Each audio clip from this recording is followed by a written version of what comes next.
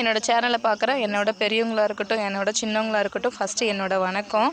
இங்கே வந்துட்டு மாசி திருவிழா கொண்டாடுறாங்க. 3 நாளும் மாசி திருவிழா. இன்றைக்கி வந்து எல்லாருமே மேக்ஸிமம் வந்துட்டு நான்வெஜ் தான் யூஸ் பண்ணுறாங்க. தம்பிங்க வந்து காடை வேணும் அப்படின்னு கேட்டுட்டாங்க. காடையும் சிக்கனும் வாங்கிட்டு வந்தோம்.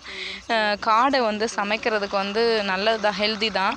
ஒரு காடை வந்து 60 ரூபான்னு சொல்லிட்டு வாங்கி 4 காடையோ 3 காடையோ வாங்கணும்னு சொன்னாங்க. அங்கேயே க்ளீன் பண்ணிட்டு வந்துட்டாங்க. இன்றைக்கி காடை தான் சமைக்க போகிறோம். அது எப்படி சமைக்கிறோம் என்ன ஏதுன்னு சொல்லிட்டு எனக்கு தெரிஞ்ச அளவில் ஒரு வீடியோவாக எடுத்து போடுறேன். பிடிச்சிருந்தா லைக் பண்ணுங்கள், சப்ஸ்கிரைப் பண்ணுங்கள், கமெண்ட் பண்ணுங்கள். என்னென்ன அப்படின்னு சொல்லிட்டு பார்த்தோம் அப்படின்னா, வெங்காயம் தக்காளி இது எல்லாத்தையும் எடுத்து வச்சுருக்கோம். கட் பண்ணி வச்சுட்டு அதை வந்துட்டு அதாவது எண்ணெய் விட்டுட்டு, நல்லெண்ணெய் தான் யூஸ் பண்ணியிருக்கேன் இன்றைக்கி. எண்ணெய் விட்டுட்டு வெங்காயத்தை நல்லா வந்து வறுத்துட்டு அது கூட வந்துட்டு கொஞ்சமாக தேவைக்கு ஏற்றாப்புல ஒரு 2 பட்டை வத்தல் சேர்த்துருக்கேன். நெக்ஸ்ட்டு வந்துட்டு தக்காளியும் கட் பண்ணி வச்சுருக்கேன் ஆல்ரெடி. ஏற்கனவே வந்துட்டு தக்காளி கட் பண்ணி வச்சுருக்கிறதையும் கூட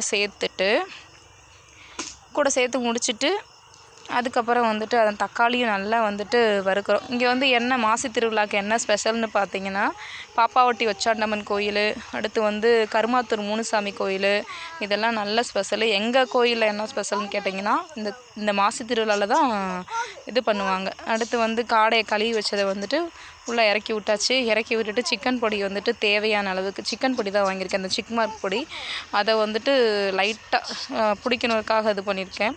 சேர்த்துட்டு நல்லா வந்துட்டு நல்லா அந்த பச்சை வாசனை போகிற வரையும் நல்லா வதக்கிட்டேவும் இடையில வந்துட்டு அவர் வந்து ஏதோ சொல்லிக்கிட்டே இருந்தார்.